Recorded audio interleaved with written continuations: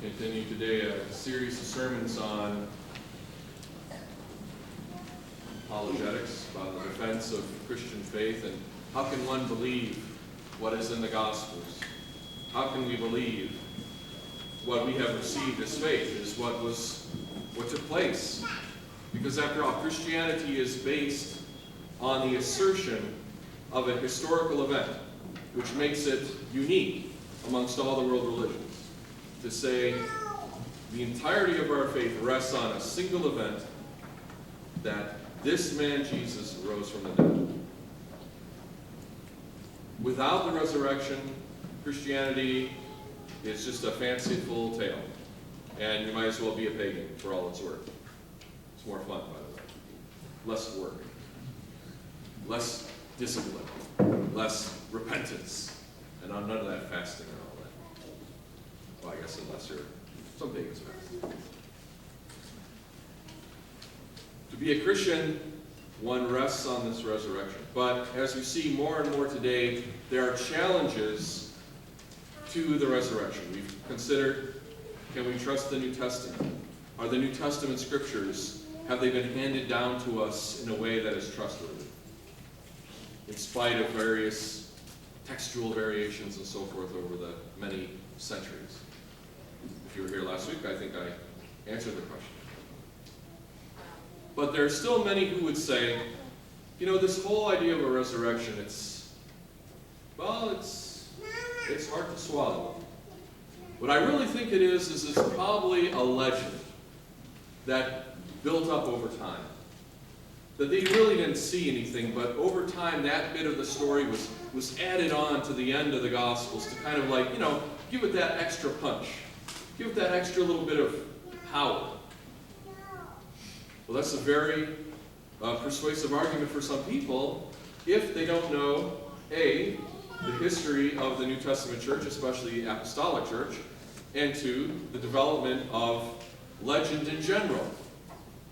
And to give you a very good example of what a legend is, I'm actually going to draw your attention today to what is very clearly legendary and what has become more and more legendary over time, and that is the story of this. Now, this is what we're celebrating in the church today. It's called the image not made by hands, or for some reason in the bulletin, not made by hands. I don't know why that was on there. It wasn't me. I just copied it. Showing you how textual variations occur.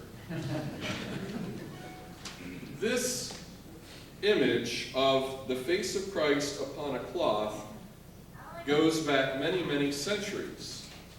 The story that is often told about this image, though, is a very good example of how legends develop. The story, as it's often, if you kind of look at an uncritical regurgitation of tradition today online, is you will hear the story of how King Abgar of Edessa was very sick, perhaps with leprosy or something like that, and he had heard about this healer, Jesus of Nazareth, and come to believe that he was something more than a man, and therefore wrote him a letter saying, "Please come to me and heal me." And according to the late tradition and legend that develops, Jesus did not come to him, but took a cloth and wiped his face and gave it to the messenger, and on the cloth was an image, an imprint of his face. And that he took it to the king. The king rejoiced in receiving such a great gift, placed it on his own face, and was healed of the disease, mostly, except for Jesus said, "But I will send you one of my disciples, and he will teach you the rest. He will do the rest." And that was the Apostle Thaddeus, who went and then evangelized. Now, there are parts of this story which are probably fine, okay? But there are also parts which we know very, very clearly developed and became legendary over time. The first part of this story, the story of King Abgar writing a letter to Jesus and asking for help, is testified to by the historian Eusebius, the great church historian in the 4th century. All right? But in that story, there's no mention of any face on the cloth or image. It's just Jesus said, "I'm going to send you something," which is probably what happened. He sent one of his disciples to evangelize, after the resurrection. No problem. Nothing legendary about that, nothing particularly troublesome. Now, by the 5th century, a Syriac version of the story says, well, he also sent with this messenger, or the messenger himself was also a painter. And so when he saw Jesus, he painted a picture of Jesus that was very lifelike and took it back to the king, and the king rejoiced, and etc., etc. Okay? Then, another century or so later, you get this inclusion of the idea that there was this cloth, and the face on the cloth. Now that combines an image from another legend and story, which is what? St. Veronica, and Veronica's veil, and that when Jesus was on the road to Golgotha, she wiped his face, and on the cloth there was this thing. So it's not until later that you have this whole idea of this image not made by hands entering into the Abgar story, probably from another storyline somewhere else. This is a classic example of how legends develop. Now, does that mean as Orthodox Christians we should not celebrate the image not made by hands? No, it doesn't mean that. It just means we should be very critical about what stories we're telling about this. What's very, very interesting, and what today we're actually only celebrating, is the translation or transferal of an image of Christ's face from Edessa, the city of Edessa, to Constantinople in the year 944, by which point there were these different legends and traditions in existence. Now, what's very, very interesting when you get into this stuff is that in the last 15 years there's been some really very intriguing scholarship on the subject of what this is. It's called the Mandylion in the Byzantine practice. And there is, I believe it's an 8th century French person came to Edessa and witnessed this and discovered that it was not just a single piece of cloth like a napkin or a towel, but in fact was a folded piece which included an image of the entire body of Christ. What does that sound like to you? The Shroud of Turin. Now, the Shroud of Turin is said to have been in Constantinople by 1204 from Edessa. What happened in 1204? The sack of Constantinople by some more French guys. By the Fourth Crusade. Unfortunate and tragic story in history. After that, the Mandylion disappears from history, but 100 years later in France, the Shroud of Turin appears in the possession of some Templar knights. And from then there's the story. Now, it's very intriguing, and there are people who are making that case, that the Shroud of Turin is in fact Mandylion. That is at best circumstantial, unfortunately, well, as most history is, unfortunately, but it is very intriguing. Now you say, well, this is the Shroud of Turin, haven't they proved that was a hoax? Because they did carbon dating, and they said it came to the 13th or 14th century. Have you heard that? Yeah. You need to read some more, because even the lead scientist on that project has said the carbon dating we did is not conclusive because it was taken from the edge of the shroud, which may included a border fabric added at a later date. And that analysis of the pollens within, because if you look when they do an analysis of the Shroud of Turin, there's all these imprints also of various herbs and flowers, which would not be surprising, because that was consistent with first century burial practices. I hope you're not as bored as she is. And the pollen all indicates that this is coming from Palestine, and it's probably a first century relic. So it's very interesting. And the image itself of the body, there is no yet explanation scientifically how it came into being, which is also another thing. But I'm not going to turn this into a Shroud of Turin lecture. But suffice it to say, if you will, you can see how one thing becomes another, becomes another, becomes another, when maybe all along it was entirely something else. That's how legends work. Okay. The Dormition, which we celebrated yesterday, is another similar thing. We have this beautiful story about the burial of the Virgin Mary and her 3-day later assumption into heaven. Now, the Roman Catholic Church in 1950, only as recently as 1950, decided that that was a dogma of the Catholic Church. That is to say, you can no longer be considered a Christian unless you believe in the resurrection and assumption of the Virgin Mary. Cannot be a member of the Catholic Church. It is a salvation issue for them. Only since 1950. Now, the early church never made that point, because as interesting as the Dormition is and as how wonderful as it is not an issue of salvation. Why? Because what does the Creed say about the resurrection? It says Jesus rose from the dead on the third day, according to the Scriptures. That's the first thing that's most important. The second thing it says about resurrection is what?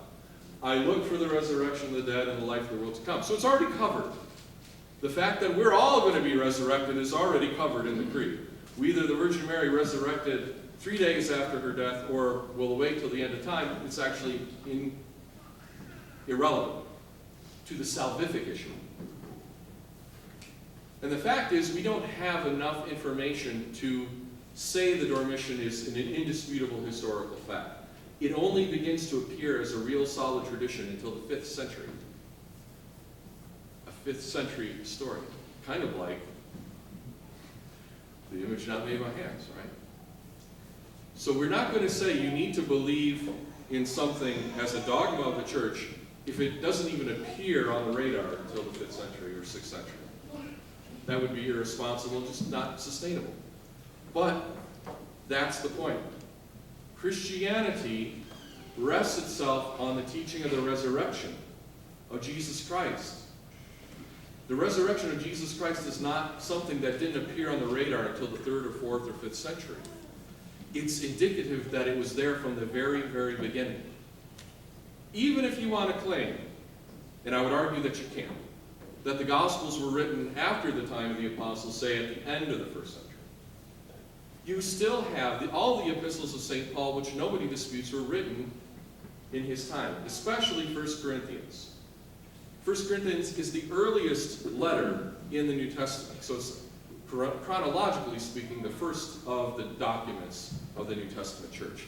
And it is as clear as day in 1 Corinthians 15 that the core of the Christian faith and the gospel that was being preached by Paul and others was that Jesus died, that he rose again on the 3rd day, and he was seen by many, including those who you could go and talk to during the time of the writing if you didn't believe Paul's word for it. The resurrection is the beginning of the Christian faith from the very beginning. And in AD 62, when Nero is playing the fiddle in his own words, as they say, that might be a legend itself. But we do know that Nero persecuted the Christians in Rome because they were an easy scapegoat for the mismanagement of the city which led to the Great Fire. Tacitus acknowledges the fact that they were being used as a scapegoat. Already in AD 62, Christians were willing to die for their belief that Jesus rose from the dead. Within 30 years of the resurrection, there were people still alive, including Peter, including Paul, who were in Rome, who were willing to give their life, not for the idea that Jesus was a great teacher, or that he had the right philosophy, or that Christianity was the way to go, but on the belief that Jesus Christ was the Son of God, which was confirmed to them by the fact that they saw him alive after he had been dead. That is the foundation of our faith. The foundation. So it's not, in any sense of the word, from a historian's point of view, any serious scholar of history cannot look at the resurrection and say, yeah, that was just a legend that developed later. We really have no evidence that the early Christians really believed that. They just added that over time. Maybe in the time of Constantine, when they really needed to amp up the whole Jesus is Son of God thing. Because after all, they were making it the faith of the empire, and the pagans needed that idea. No, we don't have any evidence of that. We don't have any. All the evidence points the other direction. That from the very beginning, Christians believed that the basis of their faith was that Jesus rose from the dead. You can add a bunch of other legends on top of that, like Jesus talked with this guy sent from Edessa, and he put his face, I mean, we can all, that's fine.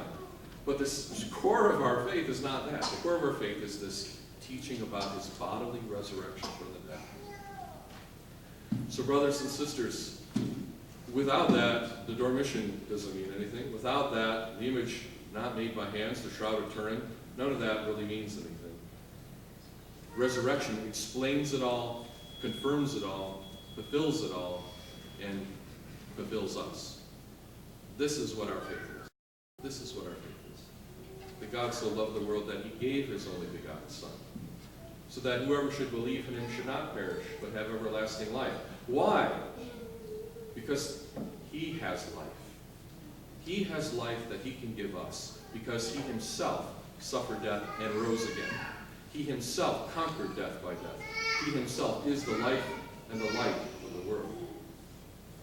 This is not a story that just kind of developed over time.